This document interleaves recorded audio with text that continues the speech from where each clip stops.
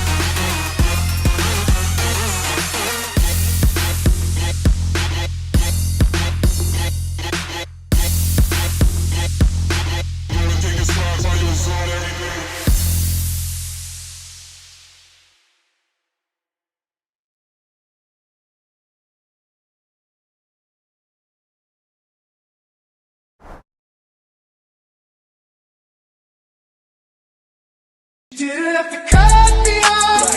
Think I like it never happened, but that we were nothing. I don't even need your love, but you treat me like a stranger, and I feel so rough. No, you didn't have to stoop so low. Have your friends collect your records and then change your number. I guess that I don't need that though. Now you're just somebody that I used to know. Now you're just somebody that I used to know. Now you're just somebody that I used to know.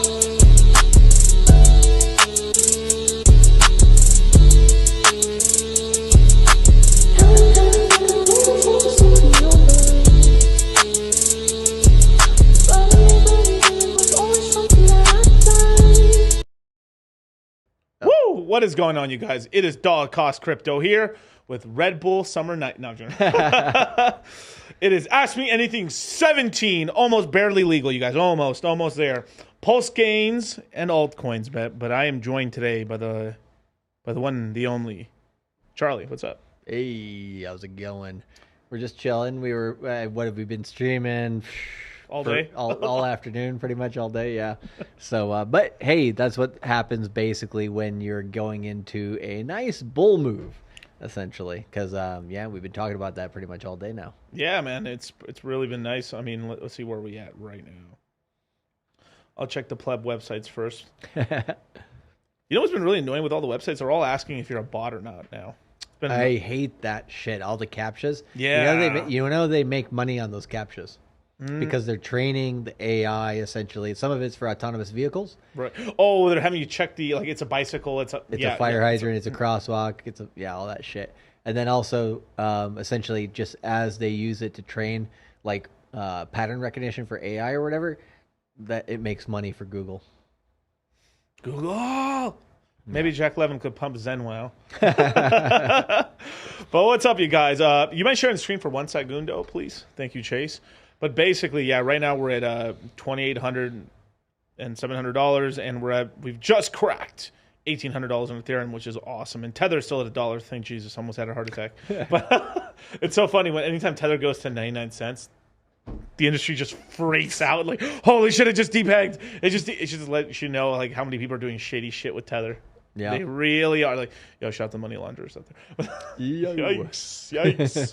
But that's what's going on. Is I mean, a lot of people are holding a lot of capital off exchanges in Tether. You know, I think there's much less of that happening in USDC because they're afraid of USDC being controlled, which it is, of course. Yeah, but either way, I mean, you're kind of taking a risk with either stablecoin. You know, so hell, just do both so you don't have one form of centralized failure, right? But Charlie, if I hold Ethereum and Bitcoin, like, price could go down, and I don't like that.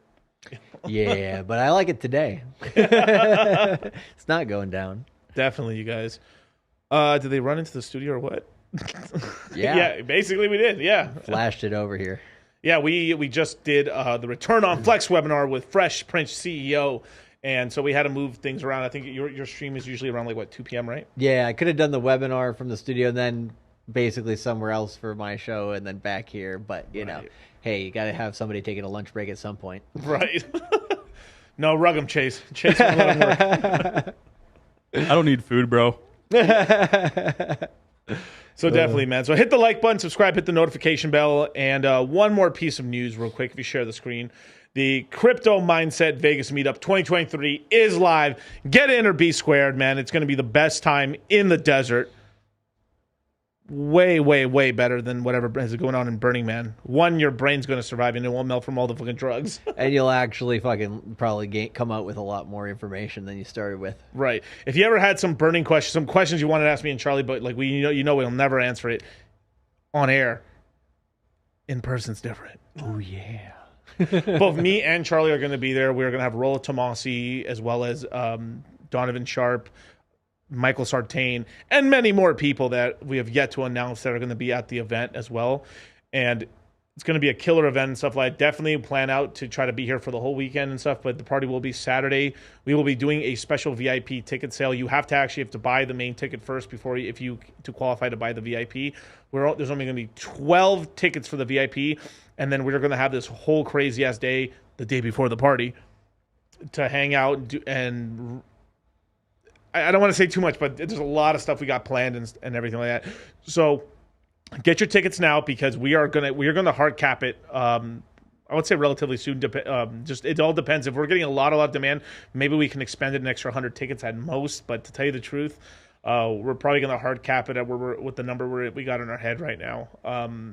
Maybe 2 or 3 you guys get past, but we're gonna once we hard cap it, it's closed and stuff. Just because it does get to the point where like, wow, we have like that many people here. It's we'll get a venue that can accommodate everything. Yeah, to accommodate a pretty good group of people, but at the same time, we want to be able to spend time with everybody. We want to be able to say hi with everybody and just have a really good party. So one thing we've been talking about is during the bull market, right? As we do more crypto mindset meetups and everything, there's going to come a point in time. At some point in the bull market where we literally have to just make it exclusive because it's basically just too many people, right? So that means no sales for YouTube, basically. What do you mean? So I mean, in terms of making it exclusive, it might be only for people who are in the current course, correct? Or maybe the Citadel only, or something like that, or both of them. That because. Yeah, I think as the market continues on and we're in a bull market, I mean, everyone's going to be flush. I mean, everyone can do everything basically. Yeah, everybody's going to be flush with crypto because that's if they're following us now, right? Yeah. Any of you people who want to be in that elite status, right? Now's the chance. I mean, why did you think we did the Return on Flex webinar during a bear market? Right. Bear market for everyone else. Yeah, bear market for everyone else. If you're buying now, you'll basically, in the next 2 years need to use that information. I mean, hell, Fresh put some damn good information down on there in the webinar. And so we're going to have a lot of good networking opportunity here in the Vegas meetup among, people in this space that we're talking with. So come on over and we're going to have a great time. So perfect, man. I'll throw the link in the chat below as well as it's in the description box. So sign up now or be sad when you go on Instagram and on Twitter and on YouTube for all the stuff you guys missed out. Oof. We are going to have a camera crews, of course, protecting the innocent. But protecting the innocent. Hey, don't worry, protecting the innocent. But we're gonna have it's gonna be really, really fun, you guys. And yeah, man, sign up today, man. Hell yeah, Flush Gang. So perfect, you guys. So if you guys don't know, this is the first time. Obviously, super chats are going to be read first and stuff like that. But obviously, if I see a funny question, of course, I'm going to read it. All right. So come on, you guys, right now with the best questions you got and stuff, and I'm going to knock them down, man. So let's see. Kyle, where are we at on super chats? I think there's the first one is like Kevin C, right? Yes. Yeah, Kevin C. Okay. So we got Kevin C with a $10 super chat. DCC and CC, are you still on the Oats and Grains pool on Beatsify? Currently, I am and still is. What's your thoughts? Thanks.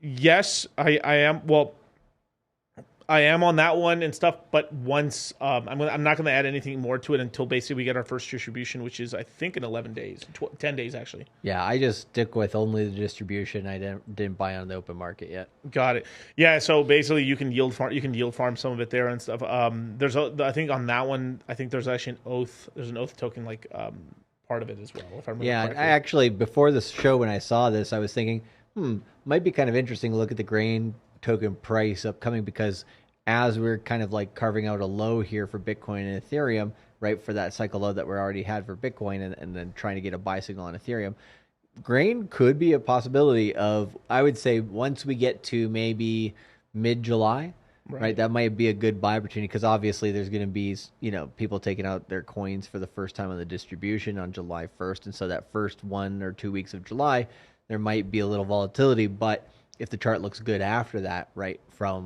there might be a good, like, anywhere between 3-week to maybe 2-month play on grain there, possibly. Definitely. So share the screen for 1 second. So right now, currently, the price of grain to the granary is 2.4 cents right now. Obviously, the price kind of started about, we'll give or take 5 cents, and it's gone down from there as people have been yield farming it, as well as just taking their distributions depending on how they ended up doing it.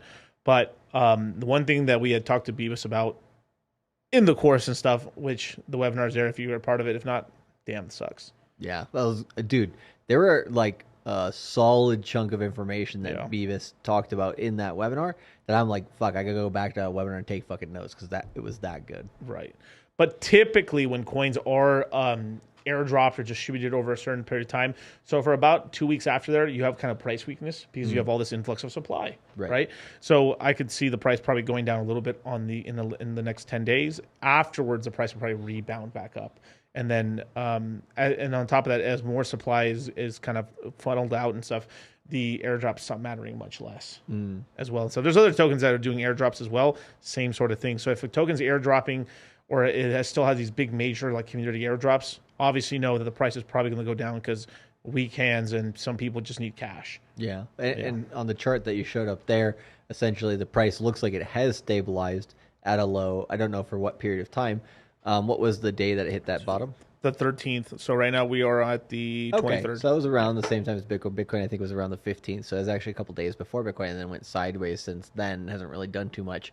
That's actually a pretty good sign, because let's say we get a little bit of a bump in the next 1 week on that, and then we get, basically a redump on it, like you said, in the first couple of weeks of July, and then we kind of see if it still is stable around the current area at that time, right, or slightly higher, then that would be a pretty good sign. Definitely. And it looks like it's got the low of, it basically just stayed above 2 cents, basically. It hit 2 cent line and then bounced up. Yeah. Nice. How much percentage for the top is it? Wait, give me one second. From the top, it's just basically it's just basically gone down 50%. Really. Oh, okay. Yeah. It's yeah, just, yeah. Well, a little bit more, like 60%-ish. Well, it's like I guess it wicked at 5. It hit 5 exactly, and then went down from there. So yeah, maybe like 50-60%. Yeah, and most and stuff down and stuff. So. Right. And if you look at the sales and stuff, it's small stuff. It's like $9 for this is a kind of yield farming money I could imagine. Really, that's dumping and stuff. Yep. Well, without no, I'm sure. But you can take it down now. So that's what's going on with the grain. Great, it is a great token, but these tokens are basically going to do much better later on in the cycle.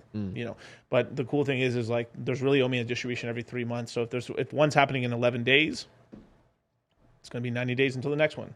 So then you actually can get this like dump down and then a nice price, and then it comes down and then back down until eventually they don't really start mattering that much anymore, especially towards the tail end, because once we've had about 4 of these after a full year, I mean, they just start mattering less. It's kind of like halvenings almost, like the halvening, because the average person held to 0 lock, and then the average lock from there was basically a year to 2 years from there at most and stuff like that. So anyone who did really longer than that, damn, salute to you. But Jesus, that's I forgot how long you could lock it for. Was it 5 years? I think it was or 4 years. I can't remember anymore. Yeah, somewhere around there. Yeah, but definitely, man. But cool, man. Let's see from there. Okay, so that's Kevin C, man. So let's see. Let's keep going.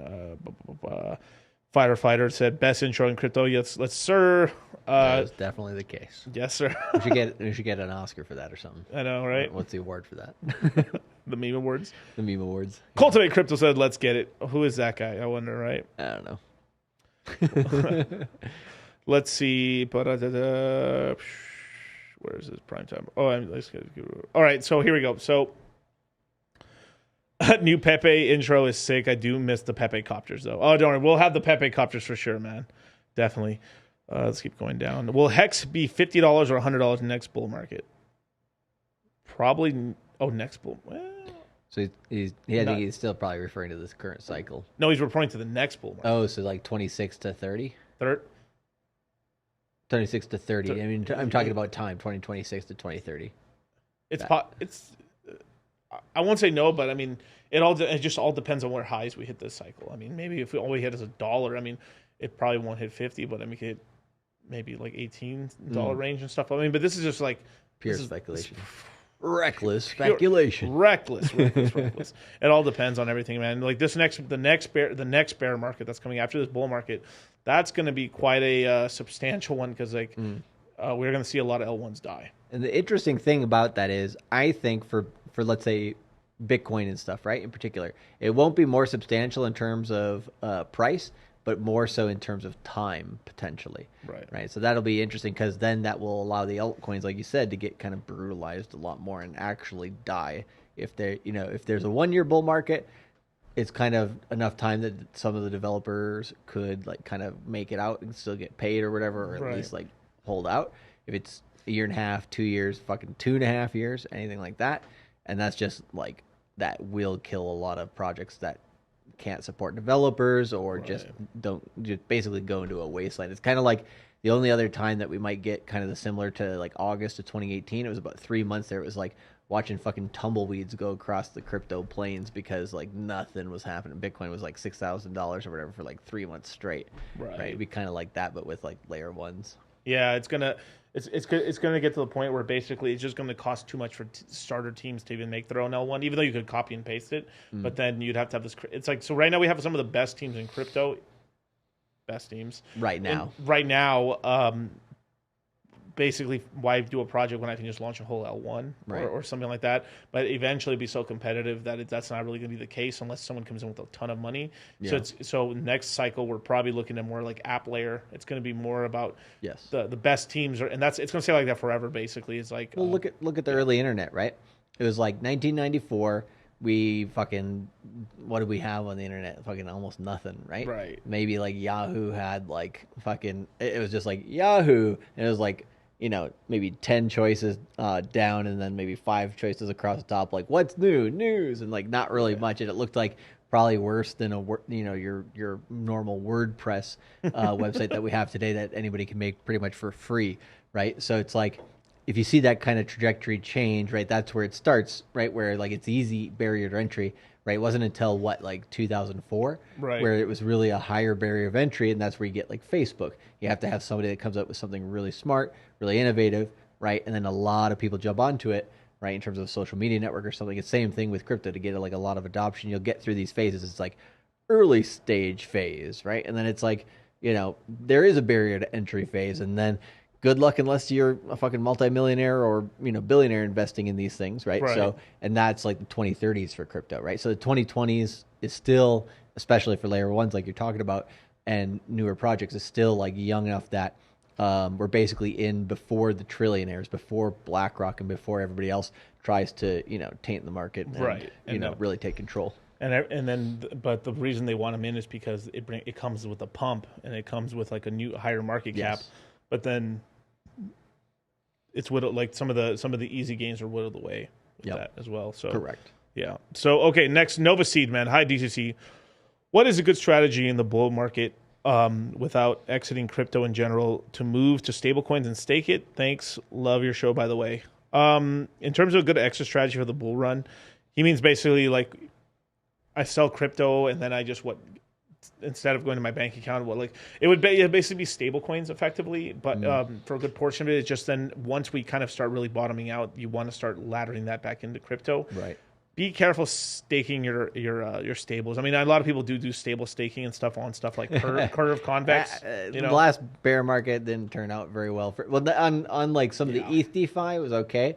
But on Luna DeFi, that one didn't turn out so hot. So right, people chasing the 20% yields and stuff like that. So right, I forgot the name of the project, but it was it's a stable coin. Yeah, the UST. Well, it was in addition to UST. It was like staking UST, and you got something else as a reward as that 20%. I forgot what it was called, but anyways, it was I think it was UST paid in UST. I think it was. If I remember and stuff like that. It's been a while, you guys. Anyway. Well, Do Kong got 4 months in prison today, so. And that wasn't U.S. prison. That was Montenegro. Montenegro. Probably worse. But that's kind of what's going on. So yeah, you ladder out into stable. So and also what it means is like probably so.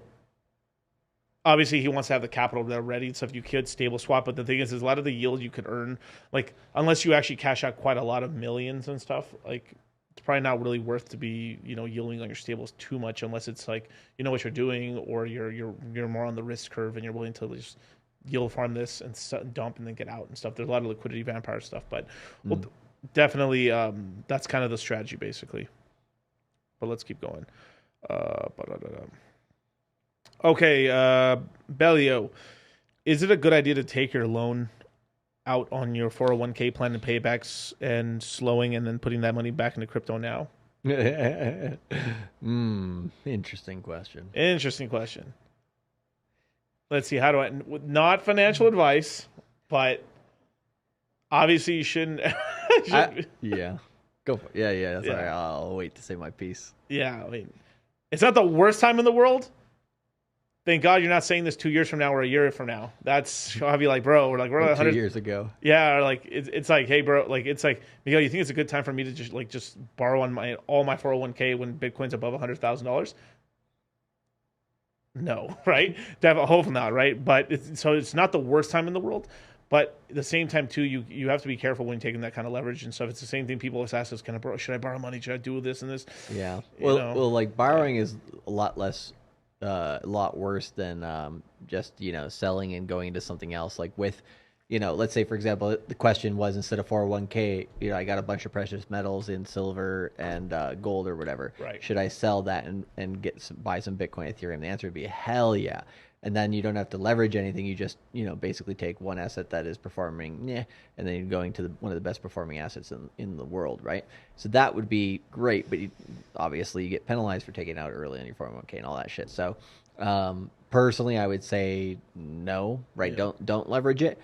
But if you're going to leverage it, right, do so very at a very good pain point in the market, and it has to be when Bitcoin's under 30,000 for sure at some point. Yeah. But do remember, right, like who in terms of in this last bear market got hit the worst on leverage? Three Arrows Capital, obviously Luna in a slightly different way, but in terms of in this sense, it was more Alameda Capital type and Three Arrows Capital type, right? So people who thought they were safe, to take out leverage and that Bitcoin wouldn't go low enough essentially to hit the areas of price it needs to liquidate them. They'd be like, yeah, this won't get liquidated. We're in a super cycle. A year later, they're frickin' screwed, right? So you just have to be really, really careful with that. But hey, that's as much information as you can use to make your own decision, right? Yeah, I'd rather sell a car or just something that I won't own any debt on or anything like that. If it's just like, all right, this is like dormant capital, or like, all right, I got a Rolex, let me just sell a Rolex off, or just something like that. Then you do that first before you start thinking like, let me drain the piggy bank or the kidneys, or to get more than 50K. Anyway, I did a really funny video. It was like, do you know what it costs to sell like a kidney on the black market? How much? It's $250,000, right? Do you know how much it takes to get into a $1 million property? $200,000. So what you're telling me is, and then they got the fucking inspirational dumb music in the background. It was a good one because it like went from like being serious to obviously a joke, a joke, parody, right? Yeah. So those are like my favorite memes now. That like, these like because people have legitimately made those actual claims. Like, yeah, and now people are just making fun of it now. But I mean, it's pretty crazy. So don't sell your kidney. So there's definitely that now, but if you are going to do something like if you're going to take leverage and stuff, mostly buy the two big assets. But Miguel, I want this to ape into PulseChain and all this other stuff. That's fine, but you've got to backstop that either into some stables or a majority, because like people always the problem is that people get is like not the sometimes people borrow at the right time, but then they put into stupid assets or at the wrong time or they're all shit coins. And obviously I know you guys are pretty like anyone who's watching this show or me or Charlie's shows and stuff is already kind of like not in that whole pleb zone and stuff, but and misinformed, but there is a lot of people who like take that shot because they're listening to one influencer and they show one token all the time, and then they ape it all into that thing, and then when it goes bad, they lost the 401k, they lost all the money in there, they lost all the DCA money, and then they're just completely wrecked. All their Ethereum, everything gone. Yep. If at least half the money goes into Ethereum, a quarter goes into stables, and then maybe you're taking shots into some altcoins, fine.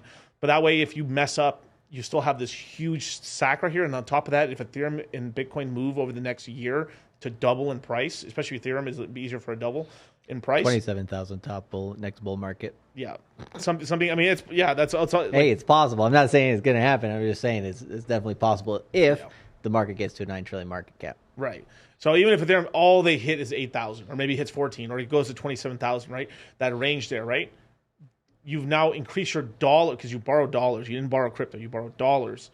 Then you can pay all that stuff back. And then that's the important thing. If you take this dumb leverage, pay it back. Don't and quick, because the financial industry is all about speed, right? Once you have information, you gotta boom, be ready to basically sell or buy, right? So as soon as you're ready, right, you just gotta make the decision and gotta do it. Right, but there's a lot of people essentially who will dilly-dally. They'll think about it so much and they're overanalyze, and then they just miss everything, and then they get screwed. Right. Yeah. So next question, Dustin Olson, man, what potential impacts could ETH validators increasing from 32 to 2,000 Ethereum have on the market? What is that noise? I think it was a little airy. Oh, that's from me turning on his microphone. Oh, okay. Yeah. Okay. So mute is that? No. I did. Okay, so anyway, okay, so basically it has a lot of effects, right? Because the downstream effects from that is basically we have a even more constant. Like why? All right, it hasn't passed yet, right? But there's been this whole thing about passing this is like adding. So they want to change it from instead of 32 Ethereum, they want to change it to 2,000 Ethereum. This is a proposal they were doing. Just turn off the fan. So basically, you're just making it available for mainly Wall Street. Yes, mainly Wall Street to increase the yields because you have less validators. Yeah, and I remember Goldman Sachs was very, very interested in it. They did a whole report on it at some point last year. So, making room at the table for only those guys is a little sus. Right. And then the other part, too, is we've seen already where is the majority of the Ethereum held? It's on fucking exchanges. Right. And how do the exchanges hold in the Ethereum? Because people, when they come to the space, they want to earn yield because wow, I want to earn a 3%, 4% dividend. Stupid. But that's what happens with Coinbase, Kraken, Gemini. They're all the top holders. And then on top of that, most of the Ethereum is all, I think, 60 to 40%. I had to look up the Lido amount. But Lido holds a ton of it in STETH, which is fine. And now we're having Rocket Pool coming up. So what's going to end up happening is if we do switch over to that, we have more of a concentration on exchanges and we have more concentration on Rocket Pool. I think Lido's kind of the loser here. I think they'll start losing market share a bit, but they'll still be the number one. They'll Binance is still King Kong when it comes to centralized exchanges. Yep. It'll be like they'll be kind of be like the Binance of the staked ETH, and then you'll have Rocket Pool be more like the Coinbase. Right. Now, downstream, what effect does that have for PulseChain? Because we've had people talking about that. Like, it would basically that would increase us to it would take 2 billion PulseChain to be a validator. Damn. We still got it. But because a lot of us could still validate in that. But that's actually a serious amount of money because right now that's about $200,000 of PulseChain. Yeah. Today. It'd be like 2,000 like 200, it'd be like $214,000, something like that. Which also tells you what kind of opportunity it is, right? Because Ethereum's unattainable, but PulseChain is extremely attainable. Right. And then it's like, but it won't be when it gets to the top of the bull market. Right. Or one more impulsive upwave, right? Right. We have a 10. We have a impulsive upwave. Yeah. An impulsive upwave. We got to trademark. Ching. An impulsive upwave, right? Yep. And that'll soon be like what, $1 million or $2 million to be a validator on PulseChain. So what's going to happen is now there's talks. We've talked about this already with like ICOSA pumping recently. Look at that magic, right? Well, what's Alex from Hadron planning on doing? And they're planning on possibly launching his version of a rocket pool, right? And that's why like some of these validators are getting like super scared, is because more and more validators are coming online. I think the yield's like 19% right now on the to be a validator on PulseChain. But what's going on from there is if once Alex does launch Rocket Pool or whoever launches their version of Rocket Pool, the yield will come down substantially. So maybe one way they kind of like herd it off is they'll force one of the whales to go on the Rocket Pool side or whichever, and then it's all that jazz there. So there's that. I think Rocket Pool is if this 2000 thing passes, Rocket Pool is a big winner on this, huge winner. They actually have a token too, so that one might actually do very well with RPL. I haven't looked at the price recently in a while, but I'll take a look in a minute and stuff. But yeah, it might be like $30-$40, I'm guessing, because it was $50 the last time I looked at it, and that was before prices had moved down to a good bit. Let's take a look. RPL Rocket Pool. We are currently at $42. There we go. Hey, there we go, man. Not a bad price. Not a bad price. Let's see the last 14 days. Yeah, come down. Boom. Let's look at the. Yeah, let's look at 90 days. Yeah, spiked up here to $60. Came down. It's very like robotic moves. It's like. Yeah, there could be a lot of. A lot of different things doing that, but especially here it looks more natural. Here it looks very robotic. Well, they could have people, auto buy and sells on the background of that easily. This is a very contentious token for sure, man. But go to the max on that one real quick. Yeah, sure. Just want to see and then press logarithmic. The white. Yeah, there you go. Yeah. So basically, it's kind of coming to it came to its support area and then it kind of held that. So it's low of like the last 90 days, like you were mentioning. So yeah, I mean, it doesn't take too much for it to break to a new all-time high, really. Definitely. And if Ethereum takes off, this starts taking off even more because the one bonus this does have is the higher Ethereum price, the more it's harder for a normal guy to stake. And that's at 32 Ethereum. If we look at 32 Ethereum today in cost, like let's look. 32, we're talking about $57,000. If they changed it to now, I don't think this is going to pass 2,000 Ethereum. That's ridiculous. But if it did, $3.6 million to be a validator. Current price. Let's just say Ethereum just doubles in price. Let's just go. It goes $3,600, which is not like crazy, by the way. $3,600, right? Right. I'll just add a 4 to this because that's a double. It will cost you $2.7 million to be a validator, right? No one normal is doing that at all. Even today, even 32 Ethereum today is like that is like so someone's got to be earning like 150,000. So it's like they're spent like that means they got their taxes. But let's just say they're in a tax. I'm giving the best and most rosiest thing. You own your own business. You have tons of ways to like auction off stuff and everything, and kind of like get your taxes to as low as possible. You're in a tax advantage state as well. You may be earning $150,000 to $200,000 because you're paying for your stuff, lifestyle. You're saving up money. You might be able to save $50,000 to $60,000 a year on that kind of income, unless you're just literally spending on nothing. Maybe you can, but that's so much. So you got to. Some guys got to be like, I'm saving this whole $80,000 a year, busting my ass like 7 days a week to ape this and all into Ethereum and become a validator. And I know there is a lot of people that are doing that, but not as many as you think. Really. Yeah. To be honest, I'd rather stay liquid.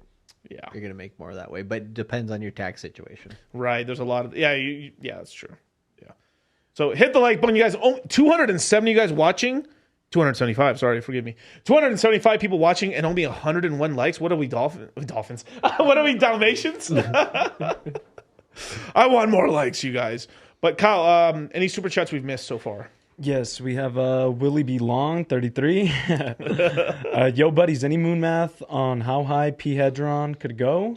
Big HSIs coming up in July could spark demand. P or regular Hadron? P Hadron. Straight zero. No. Well, so, okay.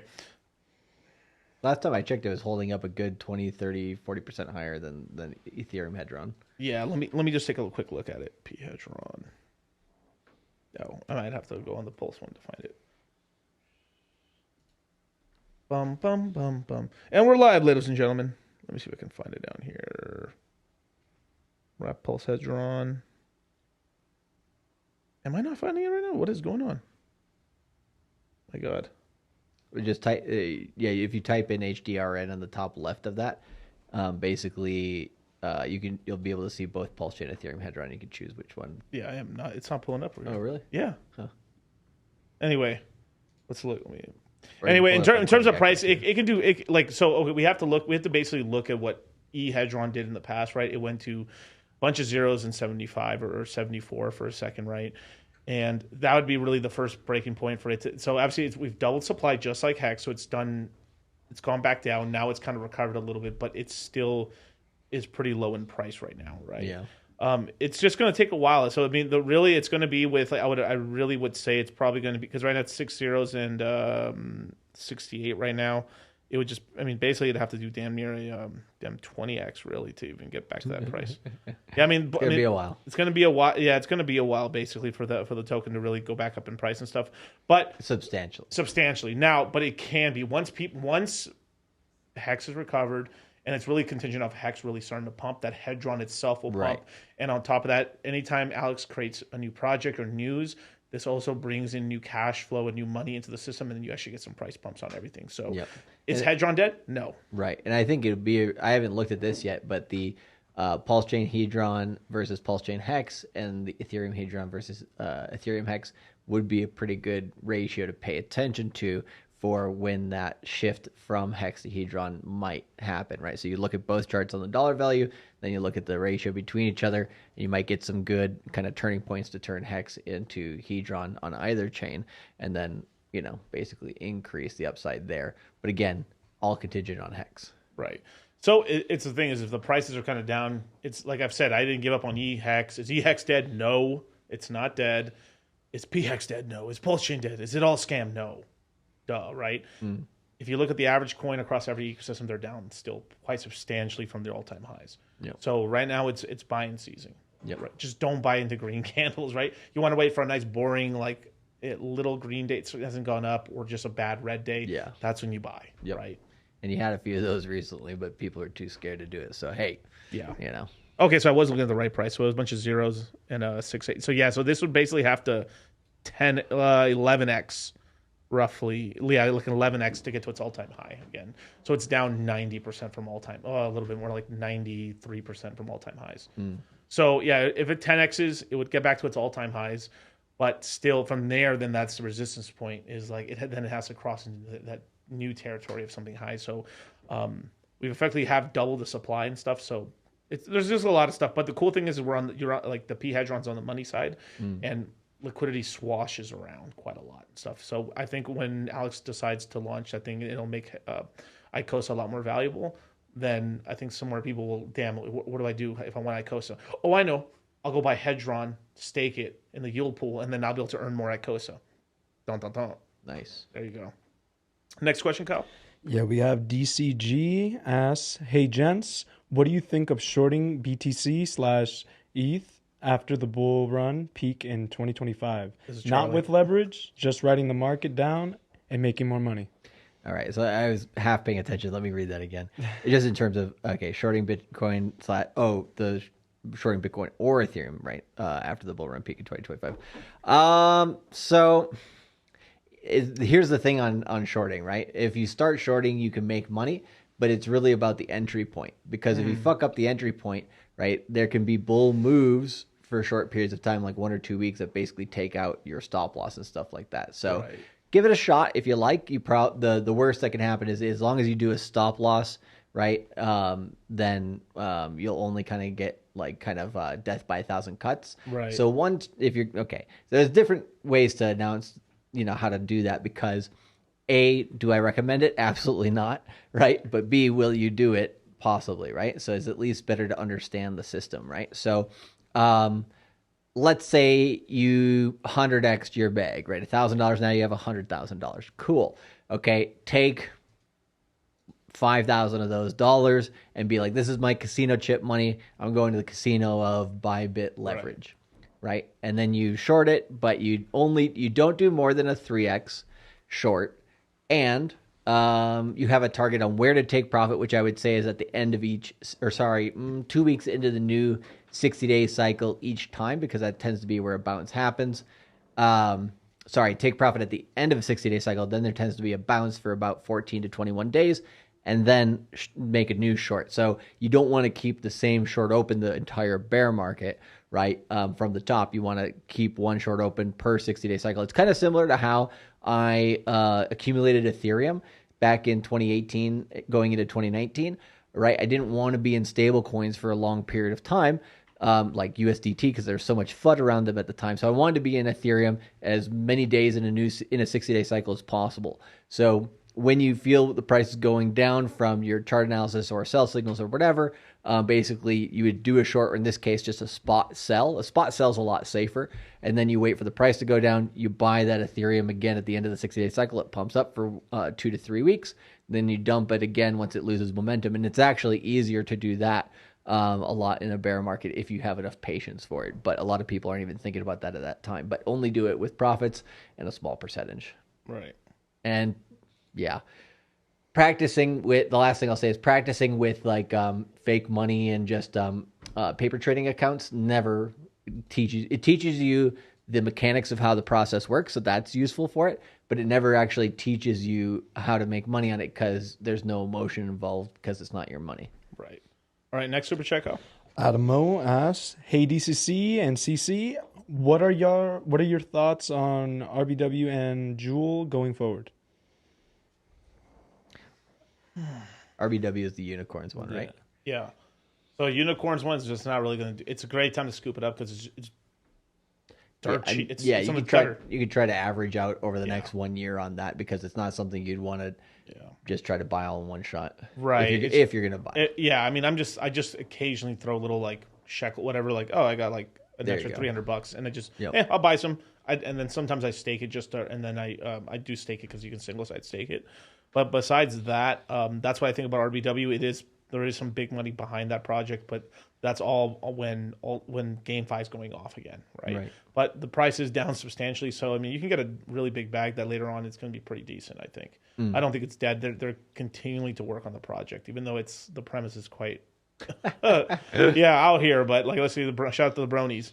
But like, yeah. And in terms of Jewel, I don't think Jewel is dead or anything like that, but it's the same sort of thing. It's just not that season for that stuff. It's slightly attached to the GameFi side. Yeah, So. and a lot of these altcoins they'll take it about until a year till they really get a strong move on them. So that's why I say you have a long time to accumulate them. So just like you said, just kind of shave off some of the bits there. Personally, I would only, if you're buying it and you wanted to yield farm anything on it, I'd yield farm on Crystal Veil. Personally, just because the yields are steady there. They're 30-60% yields and you're earning in Crystal. And then I would just take whatever you're yield farming back into Jewel, because if that's what you're trying to stack. Because what I like is Crystal. I like Crystal AVAX pool as my yield pool there. And then from there, I just sell the runoff into one day into Jewel, the other day, and back into the LP. Yeah, And that's how I do a flip flop back. And I do think about 1 year from now, GameFi and Metaverse stuff is going to be hot again. Right. Yeah. So, but right around that Bitcoin going right through that, it's going to kind of get like underground hot first, and then it's not going to get like mainstream hot until Bitcoin breaks a new all-time high, basically. Yeah. But there's going to be kind of like a run on people in crypto being like, let's buy a little bit. Oh yeah, it's pumping. It was cool. I saw a couple accounts, good accounts. These guys don't do too much anything bad, but they say, "Hey, you guys remember this project and this project?" They only talked about 2 projects, Jewel and Tomb. Oh. It was weird. It was very weird. It was just like, whoa, why did you? Like, I'll tell you later. I'll tell you. Yeah, I'll tell you later. But it was just very big account, big account that was like, "Hey, look, remember all this down memory lane? Oh yeah, remember these? Why would they be bringing it up and stuff? Probably because it's pretty cheap already, Or they already got their bag. Or they already got their bag, yeah. Or both. Well, yeah, they don't start talking about it until they secure their bag. Yeah. But anyway, next question, Kyle. We got Chris I'm guessing Tennessee or TN. Where should I put 7K for massive gains? I got my answer. Well, not financial advice, of course, but it all depends on if you have a portfolio or not. If you're just ABing for the first time ever, $7,000. But PulseChain, no shit. That's exactly what I was going to say. What are we talking about? Yep. I would take 3K of that into Pulse and then spread the other money along the other myriad of tokens, basically. Just make sure you get yourself a PHEX bag. And there's a lot of people hating on PulseX and stuff, too, which is like crazy. Like, it's below SAC right now. Get a bag. Like, why not? I mean, if we're looking at $7,000, you put 3K into PulseChain, you put 1,000 into PulseX, 1,000 to PHEX, EHEX, right? You got an extra 1,000, and then you maybe do 1,000 shitcoins or something like that, or Flux or Famous or eFiat or one of the nice tokens there and stuff. Fame, I think, will be a pretty solid one. I think, yeah, that one's going to be pretty good because it's leverage trading and people want to be retarded. Well, welcome to the casino, ladies and gentlemen. Hey, I'd rather own part of the casino, which is by owning that token, you will. Definitely. And then be on the lookout, too. I will be having those guys on again sometime in the next week or so. Yeah, it'll be interesting. Definitely. Next question, Kyle. We got KK. What is a good ratio to swap PulseX for Pulse? I mean, well, the thing is You have to kind of look at the chart for that one, right? Or the DEX itself. the DEX. I mean, it's a chart deck. Yeah. So she's swapping Pulse to PulseX, Kyle? Yes, PulseX for Pulse. Oh, PulseX to, well, you closer to 2. I mean, right now it's been stuck at this 2.5 to 2.6 for a while. So like it's not the best. The best time would have been like obviously when it just launched, there was a little bit of time there where it was decent, but it's basically been going between 3.5 down to 2. Right? But now we're probably not going back to 3.5 unless something bad happened to PulseX, which I don't think so. So it's right now we're looking at like the closer you can get to 2, the better. Right now I've just been seeing it at this. I mean, basically it hasn't moved for any. You have to kind of wait till one outpaces the other substantially. And one of the problems is like there's so much liquidity in terms of like the pairs. And now, look, if you share my screen. So if you actually look at it right now, right, like one Pulse equals 2.59 PulseX. But if we go to the reason this hasn't moved much is because there's $90 million of liquidity on PulseX Wrap Pulse LP. So it's not going to move much now. Like basically the ratio is stuck effectively until it's some big, because volumes are down right now about 80% from when like everything was going crazy. So that there's not enough volume. There's not enough people trading back and forth. It's not really moving the ratios that much. The only ratios that are going to move at all would probably be, what I've seen is probably just P-Hex, E-Hex. P-Hex, E-Hex are the only ones because magically there's no pool here. So then people are less incentive. Only like the biggest whales are like providing liquidity there.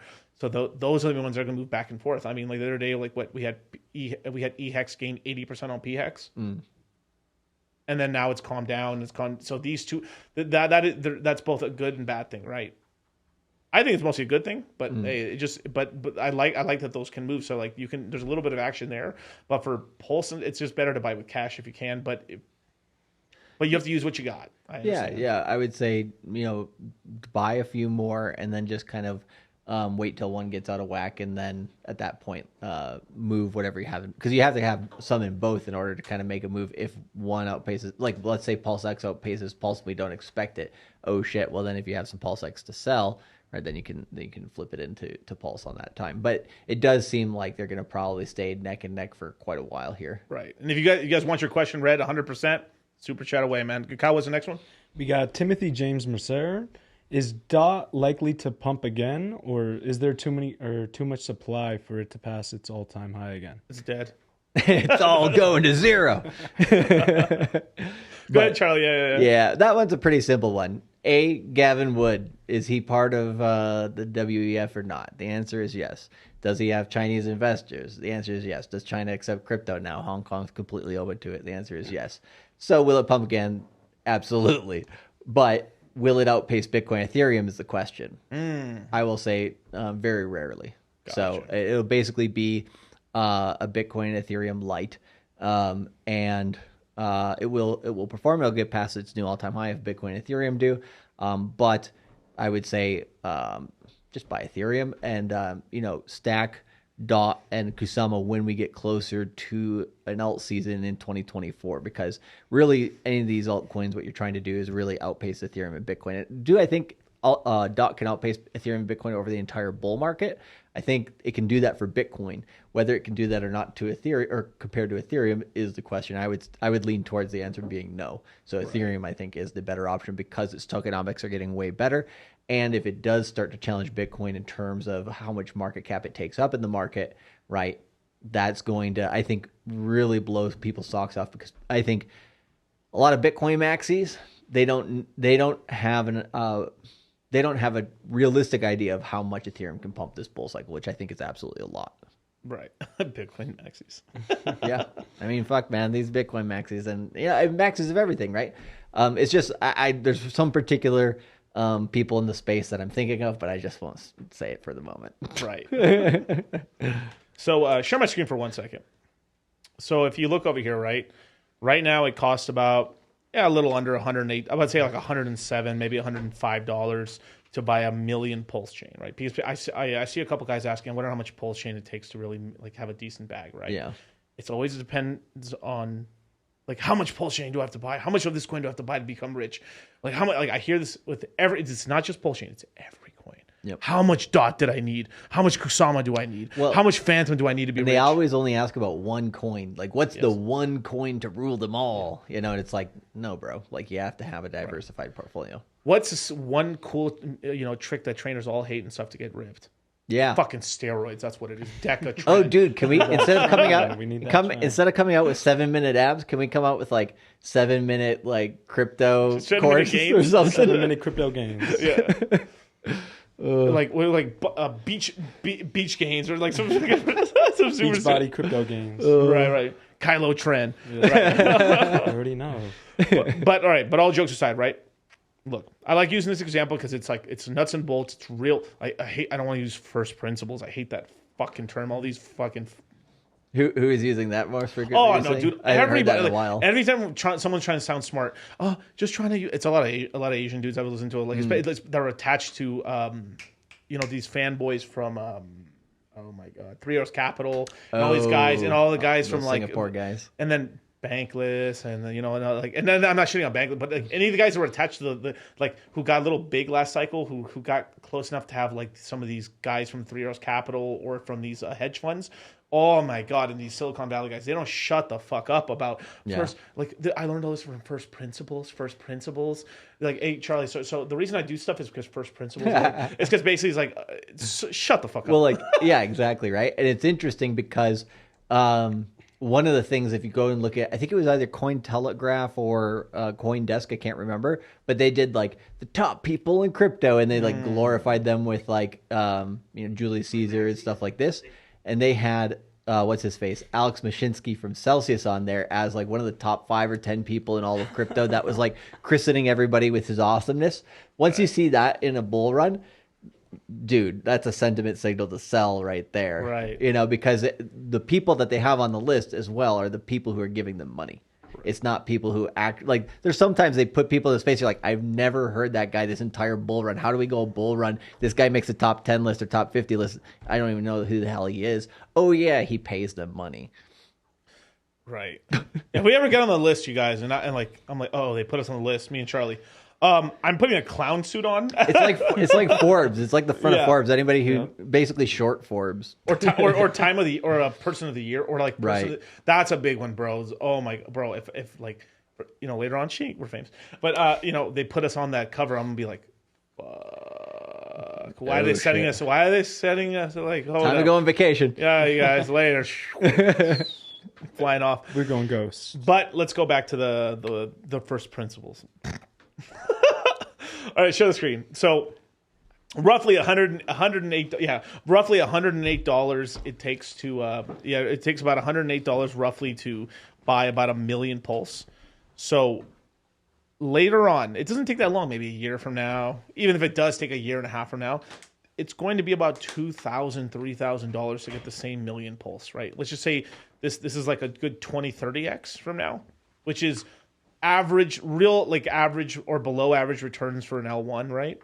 We get that. That means PulseX is up that much. eHex, all this stuff's up like 20-30x from current prices. But Miguel, that's unsustainable. Shut the fuck up. So, but like let's just say average returns, right? That means what you can buy for $108 today, it could be worth $2,000, $3,000 in a bull market, right? And that's not even the top there. It could go much higher than that. Maybe the same $100 of Pulse that you buy today could actually go possibly to 10 grand, or I mean that's a lot, but but to go to like $5,000, $6,000, and that's not crazy. I mean, I've done it before with the Hex and some other coins as well, right? But here's the thing: is like the reason I want you to think about that is because then extrapolate it out. Like, what's a big bag, Miguel? Well, for most people, like honestly, $10,000 is a big bag for a lot of people, right? Because that's a lot of money, right? That's 93,000, right? So let's just say as an example, right? Let's just say we do a 30x on $10,000. That's $300,000 for you, right? But let me tell you this: when in a year or a year and a half from now, when these prices have reached this sort of level, you tell. This is why I like telling people and stuff. If you can swing a bag, at least 100 million Pulse is really a decent bag. Say 100 million is really a good bag for PulseChain, PulseX, and then for PHEX and all these other coins, it's really about a couple million. If you can swing them, because a million Pulse, million EHEX or PHEX is roughly $10,000. So it's really that $10,000 market, but that's a stretch goal. For some people, it might be 32. It might be like 32 million or whatever, right? So because to be a validator on PulseChain, you need 32 million PulseChain. It's roughly going to be about $3,200 today, right? So these are the obtainable numbers and stuff. It's obtainable now because look, this is the chart of it. It went and down, right? Well, we're right here for the first time. The chart just started, right? And we haven't hit a fucking bull market yet. So it's really about getting these millions of tokens now while you can afford it. Because later on, it's going to cost you 10 racks. It's going to cost you 10 racks to get 10 million hex. It's going to cost you $10,000 to get 10 million PulseChain. Like we're a 10x. This token 10x is from here. It's going to cost, instead of getting 100 million for 10 million. I mean, 100 million to a PulseChain for $10,000. It's gonna take you $100,000 to get 100 million PulseChain. And then that's how quickly it goes. You in the blink of an eye, you look back, you're like, holy shit, this really has run up. And then now you have to be like, oh damn, now I gotta be more careful with this bag now because I can't really buy it back anymore. Yep. Don't fumble that shit, bro. Don't fumble it. But that's it. Yep. Next question, Kyle. We have Corey Rudenforth. Do you guys see Richard Hart tokens going down more at the end of the year than they already have lately? What's the possibility you'd give that, you give that happening? Well, much love. It all depends. It all depends on how we pump. Yeah, exactly. If we pump up and then we dump down, then no. But if we don't do much of a pump and then the market dumps down, then yeah, we'll go lower. Yep. Yeah. Okay, we have Avidian Hex. Do you think PulseChain pulls back more, or should we load up as much as we can right now? Somehow I couldn't hear that. Sorry. Can you say that again? Yeah, no problem. Do you think PulseChain pulls back more, or should we load up as much as we can right here? Obviously, I was saying on stream to buy at 7 and 8, and it's at 10. So it's really not that. I mean, to tell you the truth, it's really not that far off. Like because kind of like we were talking about on my stream just before we started here, right? I have to go back and look at the chart, literally see the range that we were talking about. But go back to that stream and look at the range me and DCC were talking about. It's basically if you go from the high to the low and do a fib retracement up to the 0.618 area, which is like I think maybe a few, I don't know how many percent, maybe 10% higher than where we are now, something like that. Not much, 5 to 10%. Basically in that area from where we're at now up to there, or from where we started the move, just at the 0.786, that whole area there, you can basically dollar cost average into it. So, but to be honest, I would say in terms of time, if you're looking to get into Pulse, probably the next 3 weeks is the period to look at that. And then in terms of price up to that 0.618, and then, you're good. But in the reason why I say 3 weeks is because Bitcoin's already obviously hit its cycle low. The altcoins will try to come up and match that. But they really won't get, I think, more tailwind like in a substantial way. Like they'll start like really running, I think, when we come around July 4th. But until then, there could be some volatility. So that volatility might be what that you average into. But do you need to put like everything into it right now? The answer is of course not. But would you do well by doing so? It's a very good possibility of doing so, especially if Bitcoin runs more than just this current 60-day cycle, which would go into late July, early August. If it continues to run, into late September, early October, that's the period where then you would have been happy to kind of go a little bit heavier into PulseChain, because then you'll have to take profits at some level, right? Because there will be a pullback of 50% or more at some point as well. Right. Share the screen for 1 second. And on top of that too, one other thing, right, is like we talked about this. Go check out my FOMC breakdown meeting. But pretty much the Fed on this June 14th meeting, which is right here, pause rates at 5.25, and it's not very likely that we're going to get an increase in July.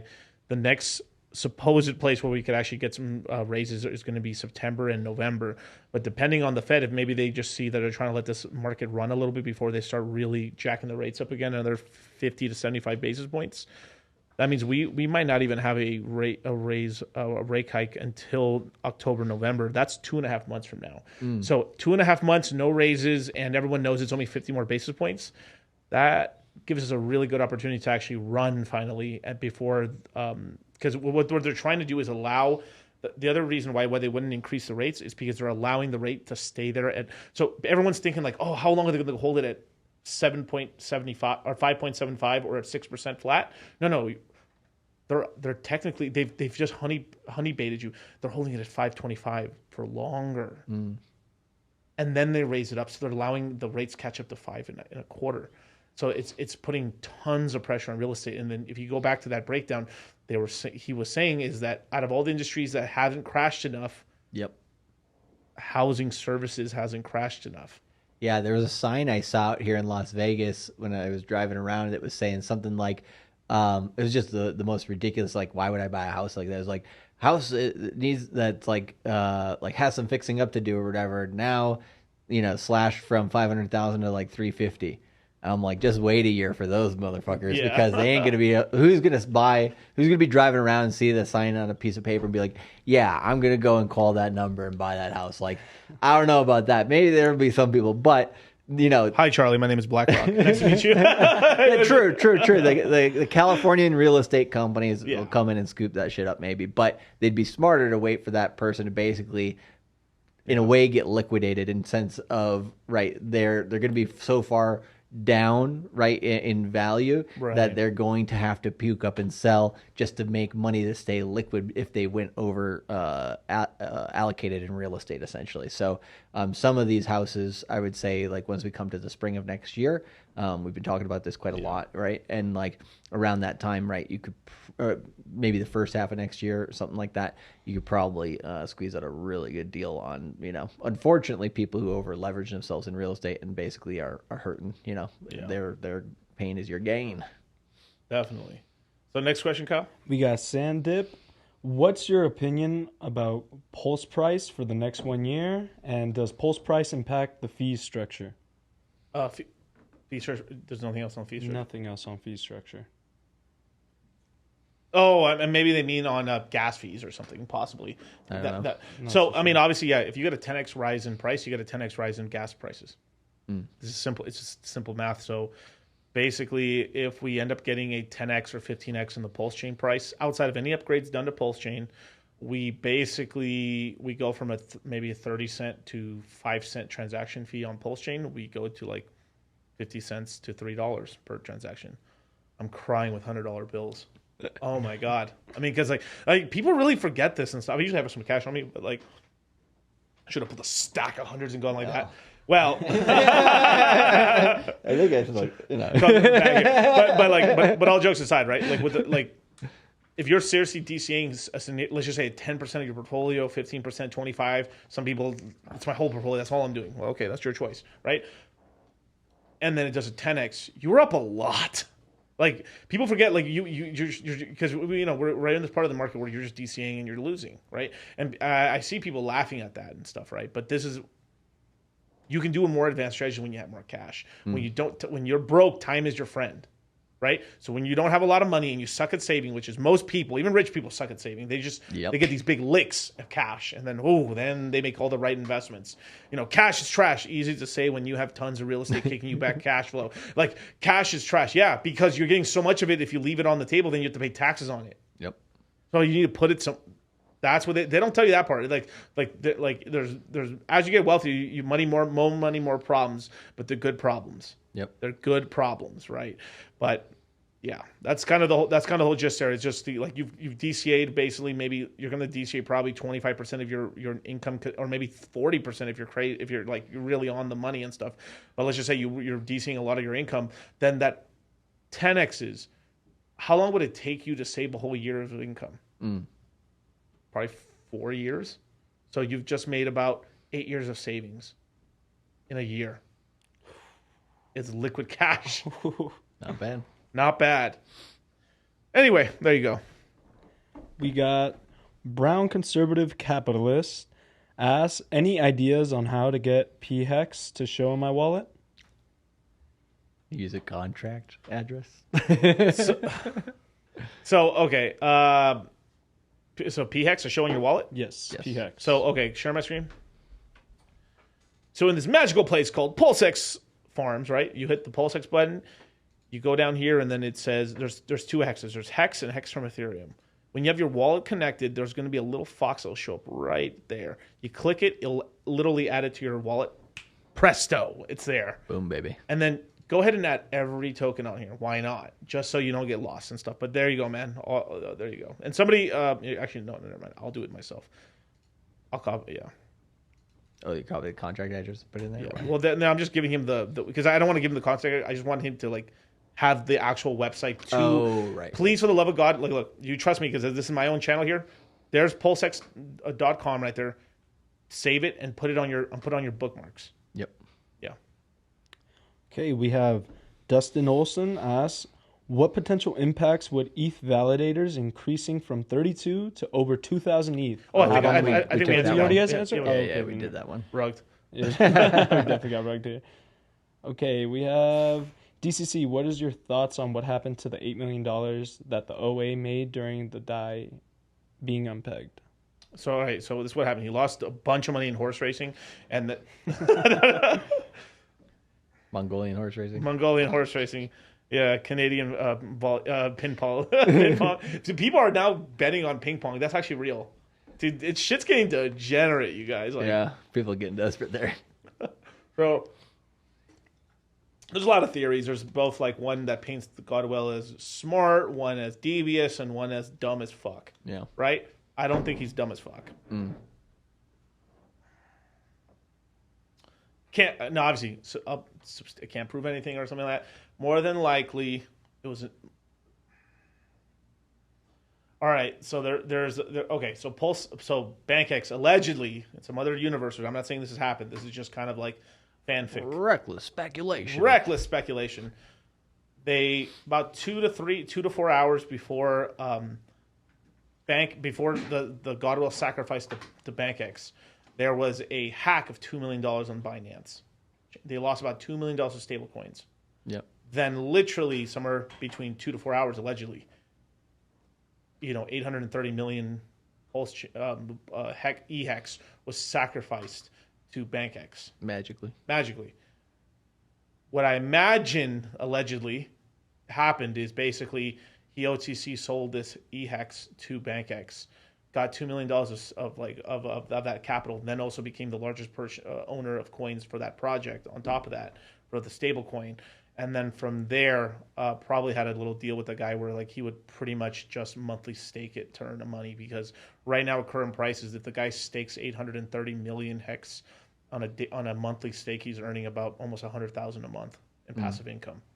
Plus, anyway, you couldn't even sell it off anyway, because if you try to market sell that much Ethereum hex with the liquidity, he would be able to get like half a million to $600,000. Right, but you could do the chain link strategy, which is slowly just sell off, and basically it kind of retards the price to some extent. Right. So if I had to give like I probably would give this probably like if it's either, because what's the other option, right?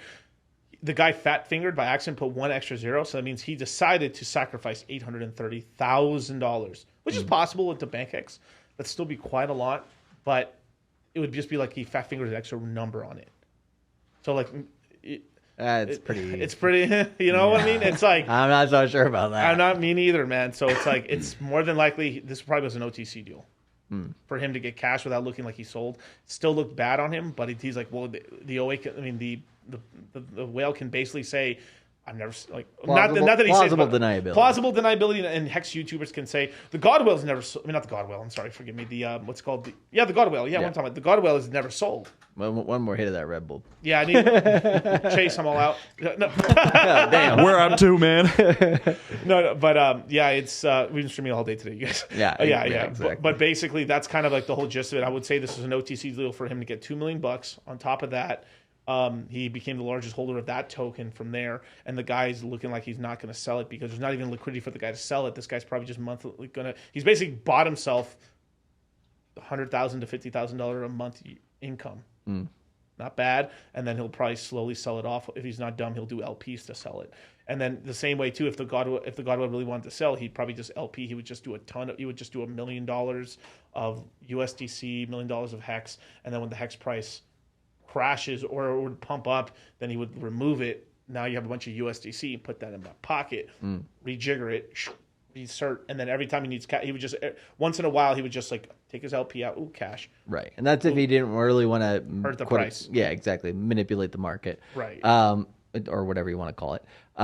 And basically, then he's proven that at least once. It seems like that was the intent. Right. And so if that is the case, then it could be possible on an inflection point at some point later to basically, it's like starting the domino effect. It's like, oh shit, I see that ability for it to go down. I'm just going to boop, and then boom, boom, boom, boom, boom, boom, boom, boom. Like if he can see himself doing that type of chain reaction, he would be able to profit from it. So any type of thing like that, I would expect, like you have to kind of expect that to happen and then be surprised if it doesn't. Right. And he's also in the problem of like he's a really well-known wallet, so if he started selling, people would be like, "Oh shit!" and everyone and their mom would start selling. Yeah. Basically from there. And he knows that. And he knows that, so he's like, "Fuck." So like this is one of the reasons why he's probably sacked into every project and people are calling him stupid for this. It was like, if you have all these Chuck E. Cheese tokens, like I mean, fuck, I would do the same thing. I'd be like, "Yep." Like be top in everything, right? But if you look at it with everyone's gotten sort of diluted unless you sacked heavy. This is the problem. Is like sacrificing so stupid, sacrificing so dumb and stuff. Most sacrifices are dumb. But like if you look at it, if you didn't sack heavy into PulseChain or PulseX and stuff, you're kind of diluted. Right.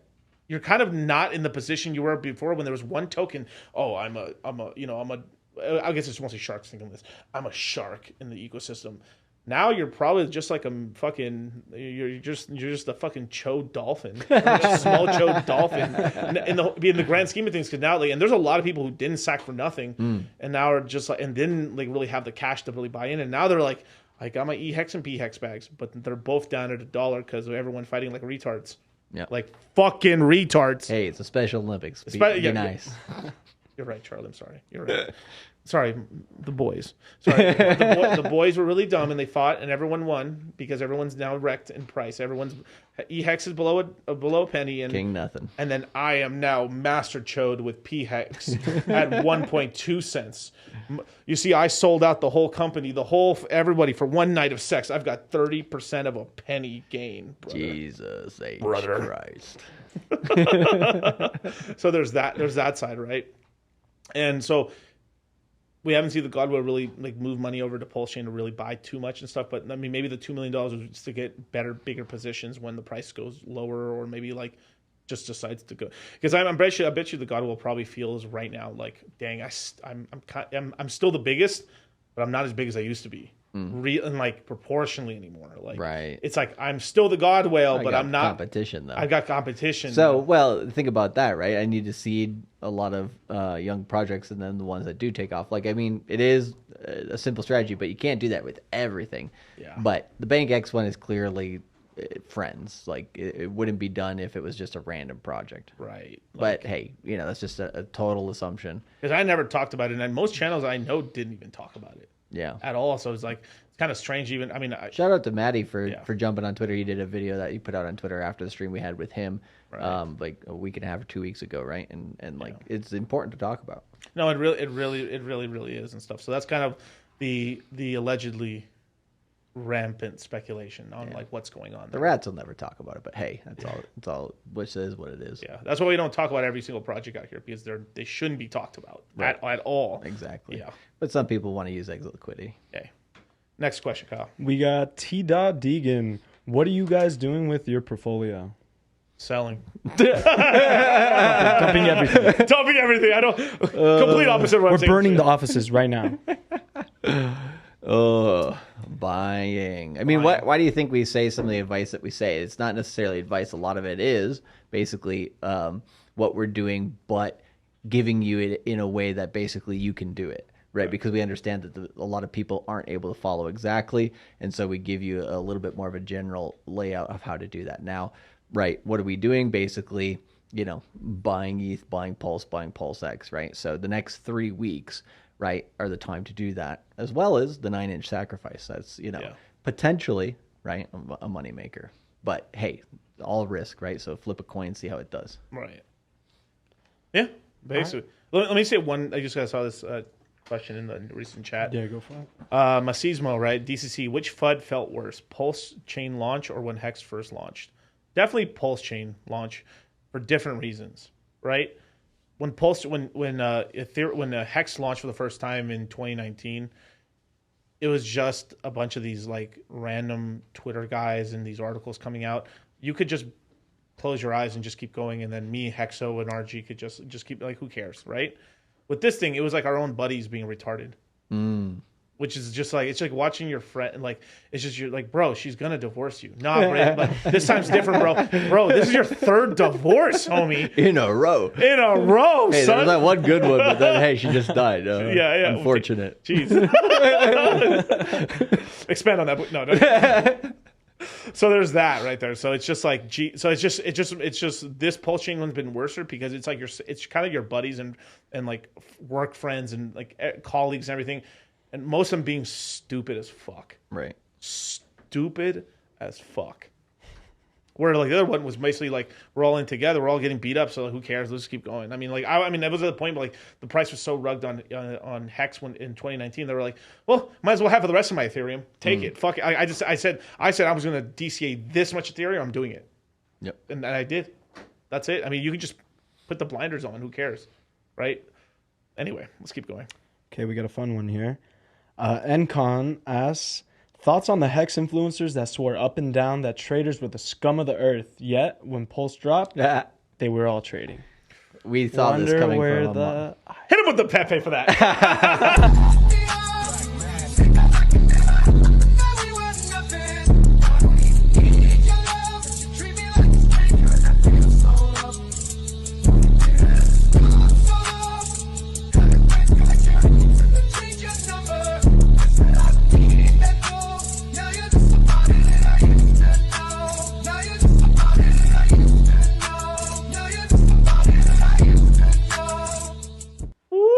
Wow, the tables have turned. The maximalists are now shitcoiners. Read that question again. That was so. That was chef's kiss. Beautiful. We got Encon saying, thoughts on the Hex influencers that swore up and down that traders were the scum of the earth, yet when Pulse dropped, they were all trading. We saw it coming from a mile away. A mile away, man. All are now shitcoiners and yield farmers and LPers and ratio traders now. Yeah, hey. Serial sackers. No, Miguel, I didn't ape into that project. 3 weeks later. Yeah, I threw like $5,000 into it. There might have been some day traders in that bunch as well, literally at the very early stages. Miguel, I swear to you, I stake all my Hex Quattro Cinco because I am a real Hexican. Oh, yeah. I am a real Hexican. Fight for my right to stake away. But Hex is going to 0. Hex going wild, you know. You guys are fucking retards. You know, I never said at any point in my fucking Hex career to stake all your Hex and never have any liquid and stuff. You guys are stupid. I sold all my E-Hex the minute the bridge opened and sold it all and stuff like that. This is a strategy. I mean, like, you guys are fucking dumb for not doing this stuff. Bro, you were like literally telling me 6 months ago to stake all my shit. What the fuck? No, it wasn't. Give him the new Pepe. You didn't have to cut me off. Think I like it never happened to me. We were nothing. I don't even need your love, but you treat me like a stranger, and I feel so loved. No, you didn't have to stoop so low. Have your friends collect your tickets and then change your number. I guess that I don't need that though. Now you're just somebody that I used to know. Now you're just somebody that I used to know. Now you're just somebody that I used to know.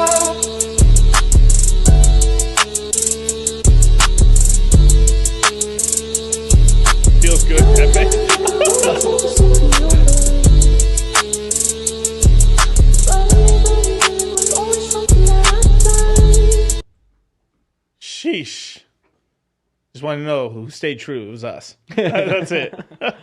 I told you all like this would happen and stuff. We like I keep bringing in the Thanos gauntlet. Well, going from this one token religion to like these multi-coiners was going to make everyone a shitcoinist. I mean, it's so funny. Well, like, yeah. Yeah. Well, sorry, I'll let you finish that. No, point. I mean that's it. Yeah, well, because just generally speaking, right? All the projects on PulseChain right now. Yeah. How many of them are basically meme tokens or just copies of copies? All of them. All of them. Everything much, is. right. And that tells you all you need to know right there, because most people are just like, hey, how can I make that quick buck off a new chain? And like you get a lot of people that purport themselves to be, for the community, and then they're just vultures. Right. And then also on top of that, because now a lot of people are kind of out of their wheelhouse now because like there's more streamers now, Right. And there's more lanes to talk about and stuff, right? Now a lot of OGs and semi-OGs or just brand new people are like, well, fuck, let me launch a token so I can. I mean, a lot of people are launching token for one to get a quick payday, and two to be seen in a more like, oh, I'm a token pounder now, or whatever the fuck Dude, it is. you just copy pasta. What the fuck? But bro, it's tough to copy pasta. Yeah, it is what it is. I mean, like, I don't shit on anyone for trying to make a project and stuff, but No. I mean, Unless it literally, there's one on the PulseChain projects, which is just like a poorly edited out of a normal picture cat, like a cat with like white around the edges and stuff. Right. Is like clearly on purpose, like not trying, right? And like, it's like, why in the world would anybody put money on that? And yet people do. Right. Anyway, you guys, Jesus Christ. And Don't be retarded. Is the moral of the story. But let me tell you how retarded everyone is. There's serial ruggers that keep launching projects, and you keep buying them. Bros, I'm not going to say the name of these guys because it's just like, why are we going to give any of these guys clout? But like, bro, it's like their name is like, yo, Rugger 5,000. It's like, well, bro, Rugger 6,000 is around the corner. Like, what are you guys doing? Like, just this parade of rugs. Dudes, come on. But Miguel, this time's different. I mean, he's changed, baby. I swear. I fell down the stairs. It was only once, so It's an abusive relationship they want. All right, next super check. What happens if you fall through the stairs like Luna? Well, a lot of these have rugged, man. I'm just telling you, man. Anything that's like a copy of, like, you know what? Forget it. I ain't gonna say it. Just go. Here, I got a good question right here. Brian Reyes, is the movie being timed for Hex, or what's going on? Been waiting to see. Which movie? The Heist of Stakes. Right. I plead the fifth. No comment. Never heard anything about it. I ain't saying nothing. Next. We got Space Bank. What is the cash out process from wallet to exchange? Oh, we'll sell the coin either into on the exchange, sell it to Ethereum or USDC, move it to Coinbase or Kraken or Gemini, sell that into their dollar wallet, and then dollar wallet to your bank account. Yeah, That's just it. think about the opposite of how you came in. Yeah, it's bing, bing, boom, boom, boom, bing. Same way. That was the best technical explanation I've ever heard. Bada bada boom, bada bada bing. If you can't explain it like a 5-year-old. All right, next. We got Ted DeFi. What's your thoughts on the NFT project PulsePunks selling out on It's going to zero. PulseChain It's going to zero. less than 2 months into Zero. the launch? Zero. I wish I had that video of Dan Pena going, it's going to zero. Zero. Stupid. Hey, shout out to them. They're like the first project that's kind of like done something in the NFT space. But a tad early, probably. Yeah, I would say like here's kind of one thing I'll be really interested to see when Anorak jumps into the Q2 webinar. Yeah, like there are a lot of NFTs that started getting listed by Christie's. Yes. Right, yeah. and stuff like that in the last bull market. A lot of it was, in my opinion, like a FOMO pump and dump from Christie's, to be honest. Right. Whether they were the ones who made the profit or not is a different question. Yeah. But, right, just generally speaking, there will be a, like, let's say 10 or 20% portion of those that basically they're like, okay, these were the hot things that we can probably market again. Here's the other ones which are duds we'll just never talk about again. But there will be some sort of group like that. And I think CryptoPunks is one that's early enough that it will kind of be like CryptoPunks, Bored Ape Yacht Club. Yeah. Maybe even, what was that one in the early days? I forgot what it was called off the top of my head. But there's The cats? No. There was, yeah, that one kind of died, but there was one that was actually auctioned off by Christie's towards like mid 2021. Oh, you're not talking about the art, like the weird like squiggle line Yeah, ones? that just because it was like it was basically the first on Ethereum or one AI of the generated first. thing. Yeah, I'd have to look at that, but those three would be for sure, and then there'd be, but like, yeah, and then there would be a good chunk that are others. But I want to buy, Bored Ape Yacht Club off of Justin Bieber's Cold Dead Hands. Let him capitulate and take it off him. You know what's really funny about that shit? So there's guys on Instagram and especially I see this a lot on Instagram because I'm on Instagram. You guys follow us officially on that. But like, yeah. But anyway, on Instagram, there's like all these things where like, do you know that the Bored Ape that Logan bought is now worth $5,000 or like, right. or like this NFT that he bought that he paid $1 million for is not fun. We should do a troll account of that. Of like doing like, as an example, do you know DCC bought this for this much PulseChain? It is now worth this much. Ha ha. Just flood the market. Just flood the market out. Do you know that? Do you know that Charlie bought Pulse Punks at 5 million Pulse and stuff, and now it's only worth 50,000 Pulse? No. The pain. The pain. Next, We got Crypto Con Man. Has the Island Boy stopped butting our bags? I still got faith in the EX. For now. they've just silenced a bit. They've really just shut up. That's about it. I mean, they're still like mumbling to themselves. I guess. For now. We'll see how it goes. Yeah, they got quiet when eHex decided to do an 8% rip up. But whatever. I mean, but it doesn't matter if you look at it. They're almost the same fucking price. What are we talking about here, you guys? Yep. Like what? All this fucking controversy, and they're the same price. They're like within 30% of a penny of each other. Because they failed. Yeah. Anyways, yeah, whatever. We got Cody Polly 68 question. As I stake the rest of my liquid EHEX after the snapshot, it is showing up on both chains. Is that normal? Well, yeah, you've got a copy of it, so congratulations to you. You have both.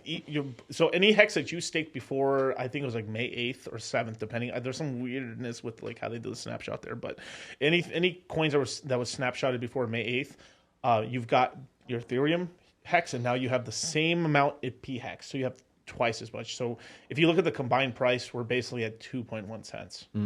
So if you're total hex and stuff like that. So I would tell you guys, obviously try to end stake your stuff as much as you can in the middle of the night and stuff. Right now the Ethereum prices are lower, which is great, but later on in the year, especially if the price ramps up, or next year, damn dude, it's going to be expensive unless eHex catches back up. But then that's kind of the detriment if like eHex keeps lagging behind. I mean, pHex can still lag behind as well and stuff, But this is why we are telling people like, look, I would more concentrate on pHex right now, of course, right?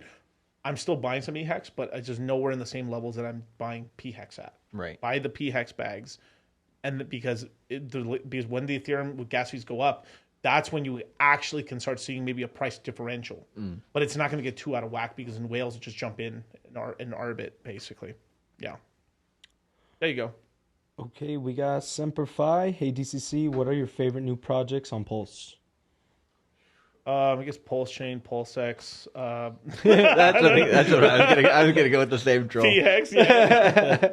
Hey, I'm a fan of Buck and stuff, so I like a lot of his projects and stuff. Fame will be good when it comes out. Yeah, I think Maximus DAO on the Ethereum side is gonna be very, very good. Shout out to Gold Key and stuff. His projects are pretty good. Especially when those projects on the Ethereum, like don't sleep on the Ethereum side because when the gas fees shoot up again, it's kind of like gonna be like the rocket pool for like staking because you have to because the gas fees might get so crazy and the normal guy can't stake on Ethereum anymore. Yep. So shout out to Gold Key on that. On the hex side, on the PulseChain side, yeah, like that, it's going to do very well. But I really think there's a good arbitrage when the Ethereum side goes up. You could really see this side just launch in price. But yeah. Okay, we have. Let me see where it's at. The name one's Betty asks, "Are you farming on pHex or PHUX?" Oh, the fucks. The flukes. The flukes. A little bit. Yeah, I am farming and stuff like that. The only thing I tell you guys is be careful because there's going to be more airdrops coming out, so the price could actually fall because people are paper handed. So Or lettuce handed. or lettuce handed tissue pit. Charmin. Wait, actually, Charmin's kind of strong. Then next thing you know, I got a Charmin thing here. I'm sponsored by Charmin. You guys. Hefty. Wimpy. But yeah, there you go. We got Karn asking, DCC, do you think Hex or Pulse will stay sleepy/crabby during the pump into the summer? Did we answer this one? I don't know, but if we're gonna get a summer pump, then no. Right. I mean, in my opinion, No. The worst case is just PulseChain pumps the same percentage as like Ethereum. Yeah. That'd be like exactly. It limps up. That's it. Yeah. Okay, Lamau asks, how do you buy Pulse or PulseX with cash? Behind an alley. The easier place to buy it if you don't want to try to bridge is plsburn.com. They do have a function that's easier. I don't know if it's any good, but it's a function where you can do it with Bitcoin, Ethereum, stablecoins. Yeah, here, I'll link it to you guys. Bam. At some point, I will have the Coast team on as well to talk about their onboarding thing, but that's mostly for like stables and stuff like that. But interesting, nonetheless. And next one, Kyle. Okay, Zenith asks, what PulseChain coin is good to take profits into? DAI? Oh, okay. Maybe you might have different thoughts on this one. So it's like, let's just What was say the question again? The question is, what PulseChain coin is good to take profits into? DAI? Oh, like what coin on the PulseChain network is good to take profits into as a stable coin or just in general? Guess in general, but I guess guessing stable. I guess you made a bunch. I mean, it's up a lot in percentage gains. Right, then probably a stable they're looking for, yeah. Yeah. Wow, I sound like Kermit right there. I'm not too sure. Miss me. I could probably do a Kermit, actually. I've never tried a Kermit voice. Damn, that's Actually kind of decent. Oh boy! There you go. There you go. Got it out of him. Oh, I actually just bought this shirt of fucking Mickey just going, let's ripped as fuck. Joked out. I'll wear it on my next stream, but honestly, I kind of like wrapped Ethereum personally. Yeah. That's why I liked, because it's like, if outside of it, just the whole market's dumping, because then every coin's going down. Then Right, and if there's no loss in faith in the PulseChain ecosystem overall, right? Which if that was going to happen, it would have happened when eHex was, dying, right? Yeah. Basically, so it just depends on how paranoid you are. If you're really paranoid, like I don't know these stable coins, what you do is like I'd probably go wrapped Ethereum or eHex or anything and just bridge it over, sell it, and then just into stables and just chill. And on the Ethereum side, if you just can't sleep at night or something like Okay, we got Gojo Satoru.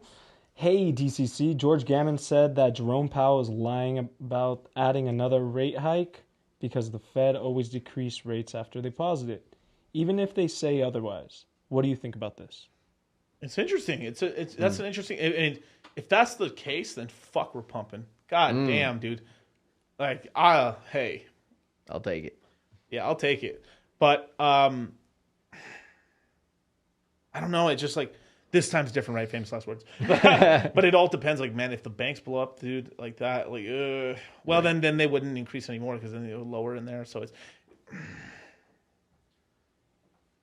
yeah. I mean, there's not it's a 50% chance. It's really flippable coin whether they do it or not. I mean, but I'm still leaning on increases because they've just telegraphed them so much. But it could, I mean, yeah, it all depends. If the banks seem really strong, they're able to take enough cash out and stuff, then they might just continue on. I know they do want, like, the Fed doesn't want to say this, but the big X factor why I maybe wouldn't agree with George Gammon on this is because of Fed now. Oh, right. Right? The Fed is going to roll out their central bank digital currency in July. In July, right? But the real program won't be rolled out until we have that big recession when they need to take out the stimulus checks in order to onboard everybody into the Fed Now system. They know the bureaucracy is so slow that they have to do it years in advance. Right. But with Fed Now, right? With Fed Now coming out and stuff, and it does take a while for it to roll out. But they also are trying to concentrate the banking sector. This is something I think George Gammon talked about this in some other stream, as well as a couple other people, that that we're kind of going through what the ECB or the Eurozone went back down in 2011, 2013 when they had their banking crisis much later on than we did. Right. We had it in like 2000, I'd say like 8, 9, 10, where they had it kind of 11, 12, 13. Shout out to Iceland for being the only ones to put bankers in prison. Sheesh. Let's go. But if that's the only reason I'm kind of leaning towards they want to do it, because they want to concentrate. They want to get rid of smaller and medium banks. And this is kind of why I'm kind of feeling there's going to be a pump up in the market right now, is because they need the banks to sell. The big banks are going to start selling some equities and some other stuff on people's heads there, and then taking that capital to start buying up competitors and concentrate the entire banking sector down. That's the only reason I'm kind of against that. If that's not the case, then no more interest. I mean, there's no skin off my back. That's awesome. So we just pump up. Beautiful. Yeah. Okay, we got Kamal. Can you please give me a smooth brain method of taking profits? Take out 20% every 2x? No. I mean, well, It's smooth brain. So. it's smooth brain. I would probably... Let's see. Let me smooth brain this. Sell it all at one time when the pi cycle top indicator says there's a top. I mean, that might be so smooth brain it actually works. I mean, basically, I guess it would be like, instead of 20, do 10% every time it 2x's. Yeah. And it's because what'll happen is you're selling too much too fast when we haven't pumped enough. You could have sold on a 2x on a 2x on a 2x on a 2x, right? Yeah. Yeah. I mean, fuck, you might even be better off doing this, like selling. I mean, maybe on a 2x, once the total market cap of crypto hits 3 trillion again, then from there, every time you get a 2x, start selling 10% or 20% off. That way you get all that gain, then you start selling on those X's there. Yeah. And you could also wait to do your first sell until after the Bitcoin halving pretty damn safely. Yeah. You just have to be okay with the volatility. Right. There you go. Cool. Okay, we got T. Deegan says, thoughts on Furu Finance? To tell you the truth, I've seen this guy on Twitter. I haven't watched one stream. Yeah, I don't think I've ever seen him. He trolls a lot, and he's kind of like, it doesn't seem terrible to me, but I did see him quite like troll a lot a bit. Hey, to be honest, like, yeah, sometimes troll accounts are the easiest accounts. So hey, I got no hate against the trying guy. to build. I don't know. Like I don't feel like qualified to talk about him because I haven't seen any of his streams. Exactly. I feel kind of like a dick. Like I don't know this guy, so Right. I don't.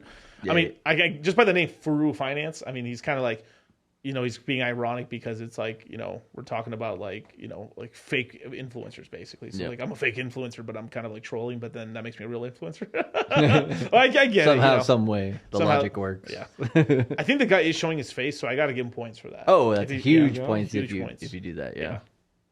We got Jimmy Him asking, is Charlie coming to the party? No. No. I'm going back to Japan next week. Sorry. Tokyo tease. Sheesh. Yes, of course. Okay, I think we're all caught up. Beautiful, man. Oh, I think there's one with NCon. Hell yeah, I got the double Pepe. But definitely, you guys, man. Thank you so much for joining me, you guys. Remember one thing, you guys. Crypto Mindset Vegas edition 2023 is live right now. I want to tell you guys one thing. Buy the ticket. Don't get your hotel room just yet. You can get your airfare there. Not a problem. But we will have discount codes for everyone so we can group everyone together in the hotels and stuff. So we will have that out the next week. And more details coming. I'll soon enough be giving a list out of who's going to the Crypto Mindset Meetup 2023. It's a lot of people. RG3 is going to be there. Someone asked that earlier. He is going to be there. Somehow that filthy, disgusting pirate somehow got himself into the party. I thought he wasn't allowed in Vegas anymore after all the shit he pulled last time. But no. Yar. But definitely come through. It's going to be a fun time. Last time we threw the party at the bottom of the Bitcoin bear market. This time we're doing it at the bottom of the altcoin bear market. There you go. Sheesh, the next one's going to be just champagne poppy, man. It's going to be real nice and stuff. So definitely come through, you guys. It's going to be a great time. And just remember that we're doing that as well as just one little FYI. We're also going to be at the CME in October with Donovan Sharp. So Donovan Sharp will be attending our event. We're also going to his event as well. Oh, yeah. It's going to see me. It's going to be interesting. It's going to be really interesting. So thank you guys so much for joining me. My next stream will be on Thursday at 8 p.m. Pacific Standard Time and then Saturday at 1 p.m. We're going to have a guest right now. We're just working on the time slot, and I will announce it sometime tomorrow. So Nice. later. You didn't have to cut me off. Think I like it never happened, and that we were nothing.